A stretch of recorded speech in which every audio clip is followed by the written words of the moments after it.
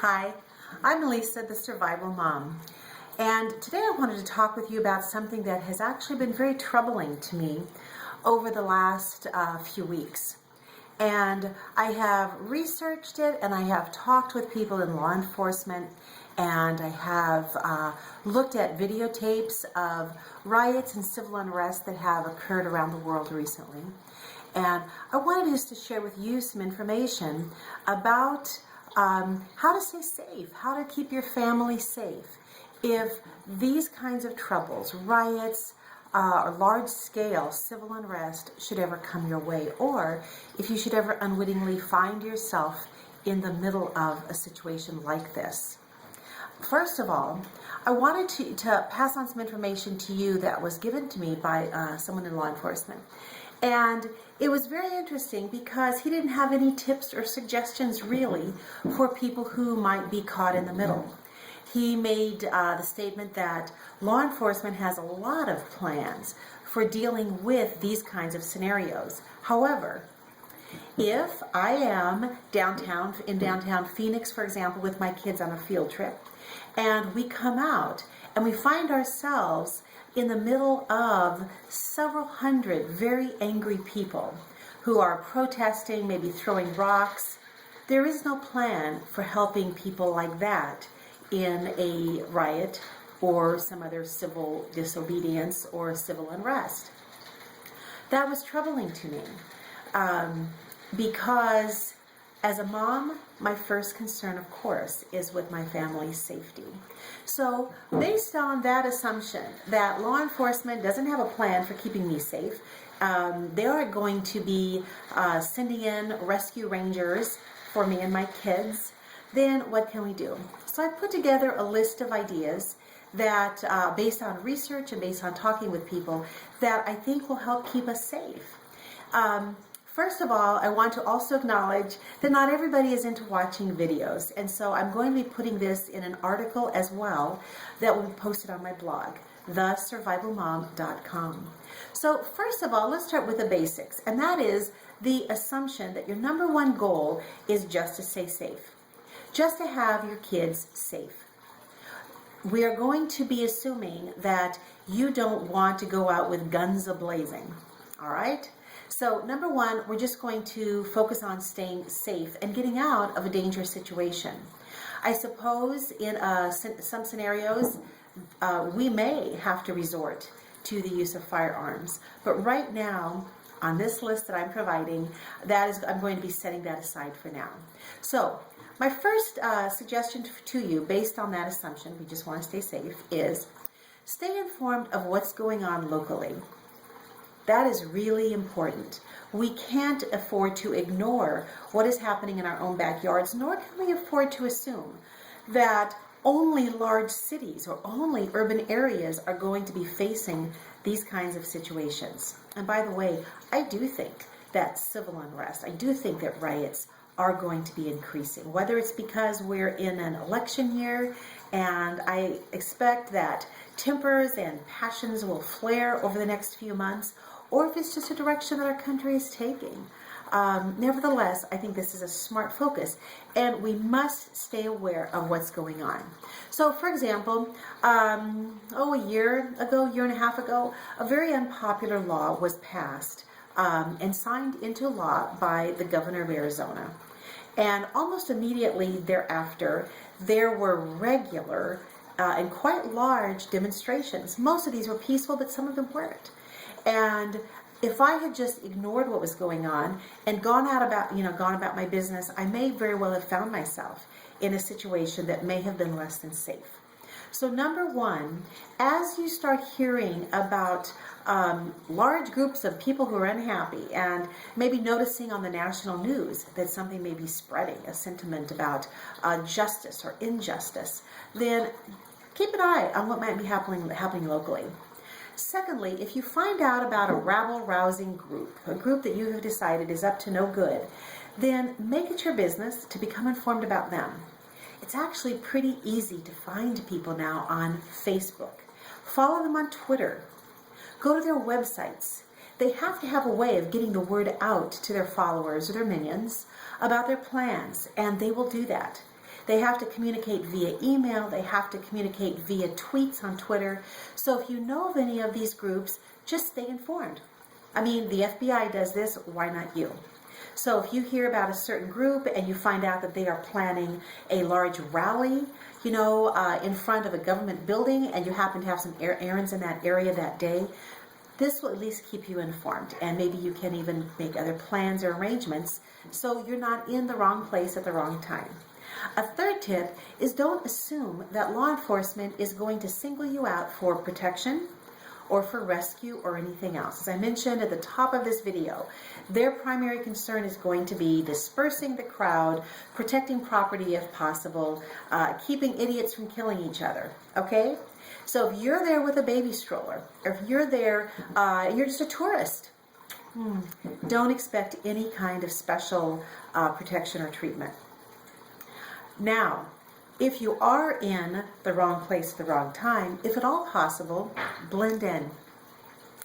If you can fake it, do so. If you need to chant the chants and you have observed that this group of people may be dangerous, that maybe some of their leaders don't intend for this to be over until some windows have been broken, maybe some cop cars have been set on fire, then do your best to blend in if you can. And you may find yourself in the middle of the crowd, and your goal, of course, is to get out and escape. And maybe you could do that by commenting to someone, hey, I've got to go find a cop car to pee on. Hey, blend in if that's what it takes.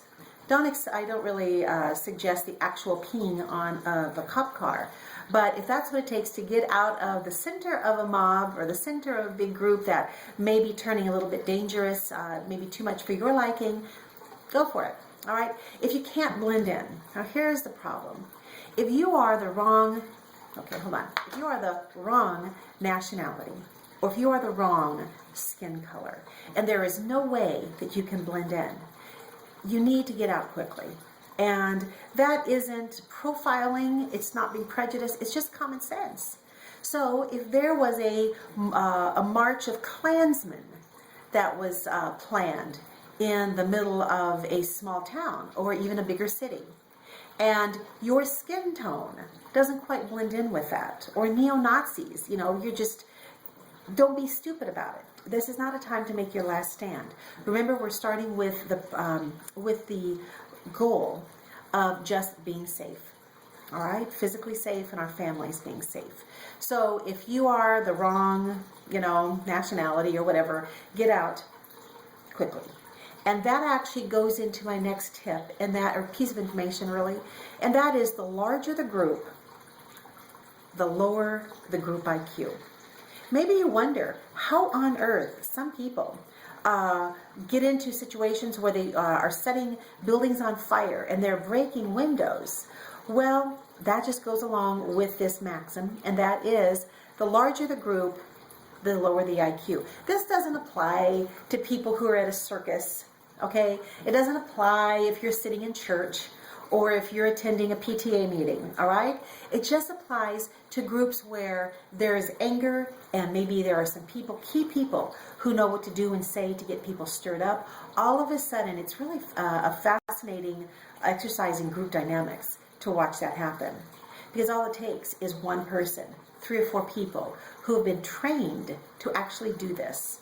And all of a sudden, you have a group of people whose intentions were just to have a peaceful demonstration, and it becomes something much more dangerous. All right? So that is something just to be aware of.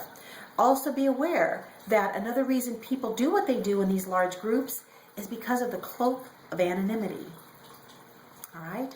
We've all seen videos of these flash mobs who go into a store, go into a quick mart somewhere, and before the manager or the employees know it, they're dealing with 20 or 30 or 50 of these people all at once, stealing everything they can. They're captured on video camera, but these people, a lot of usually young people, they are pretty much aware that nothing is going to happen to them, or not much. All right? So as long as people feel like they can be anonymous and do whatever it is they want to do, chances are they're going to do whatever it is they want to do. And if you take that lower IQ and you put it together with this cloak of anonymity, that is actually a dangerous combination, and one in which I would not want to be involved or anywhere near. Another tip is, if you can't get out, take cover. And you can take cover if you, in an office building. You can take cover in a store or the back room of a store. Chances are the employees that are there, they're as concerned as you are. And so if there is a back door exit, if there's another way to get out, try to take cover. Of course, you want to escape and get as far away as possible. That's your number one goal. Now, what happens if you have taken cover in your home, in your place of employment, or maybe you've just managed to hide somewhere, and you start hearing glass breaking, and maybe you start smelling smoke? That's a good indicator that wherever you are is probably no longer safe. If this group of people is feeling empowered enough to start large-scale physical damage to property, they aren't going to care about you. Which leads me to another tip, and that is, don't expect sympathy, all right? Don't expect sympathy just because you have little kids with you, or just because you may be handicapped, or because you're a woman. Don't expect sympathy from this group of angry people. And that is just kind of a sad fact. And I would also say that anytime you find yourself in the minority, whether it's a group of all men, angry men, all demonstrating, if you're a woman, do you really want to be like those reporters who were attacked in Egypt during the so-called Arab Spring? All right?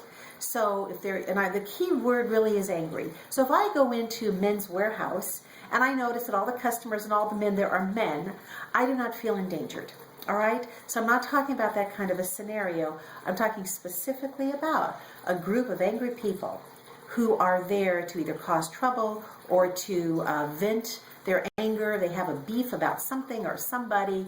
Stay far away. And if you would be in the minority based on sex or skin color, appearance, all right, even the way you dress, then that would be a time to escape. And another tip, just a practical tip, is if you ever do find yourself in this group and you're in the middle and you can't get out, don't ever become trapped against a solid surface like a building, a wall, a fence, all right? Because these groups can become dangerous just by the large physical nature of that many people all packed together. And I had that experience many years ago. I was registering for classes, and I was just a dumb freshman. Found myself packed in with about 115 other people. And when I say packed, I mean there was almost no room to breathe. And someone somewhere started shoving. And it was a terrifying feeling to already feel very stifled in this group, and then all of a sudden realize that I could fall, I could trip. And then others started shoving, dumb teenage, college age stuff. But nevertheless, it was a very scary feeling. So you don't want to be in a situation where physically you are trapped.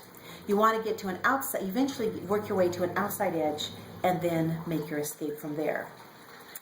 Get in the habit of everyday carry, and there are all kinds of lists online of what should be a part of your everyday carry. But I want to say to women that it's all fine and good to carry pepper spray or a pocket knife or whatever in your purse. But purses are lost, purses can get dropped, purses can be stolen way too easily. So if you find yourself maybe being in a situation where you're thinking, okay, I'm going to be in downtown area, or I'm going to be in an area where there was a demonstration yesterday, dress for the occasion, all right? Dress for the occasion. Wear sturdy, comfortable shoes where you could make a getaway if you had to. Wear pants with pockets. You want to dress comfortably.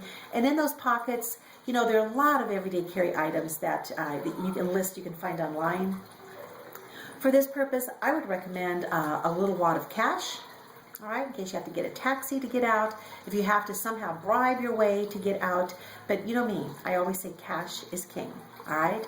Another possibility would be a pocket knife with a larger blade, maybe even one of those Israeli stabbing pins that my friend Ray Gano is so fond of in his book, Surviving the Coming Storm. So those are just some tips to stay safe.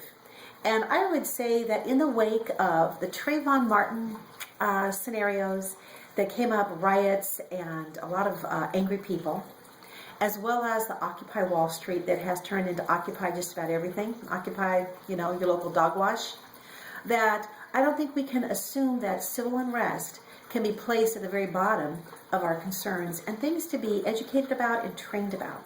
So that is what I have to say about being ready and staying safe for riots and civil unrest. People, by their very nature, are unpredictable, and you put a bunch of them together and it just becomes even more so. So, I'm Lisa Bedford. I'm the Survival Mom. You can find me at my blog, thesurvivalmom.com. You can also follow me on Twitter, and I have a Facebook as well that is updated 2 or 3 or 5 or 7 times a day. Depends on what information I come across, as well as the tips that people share. So thanks very much for your time. I will see you next time around.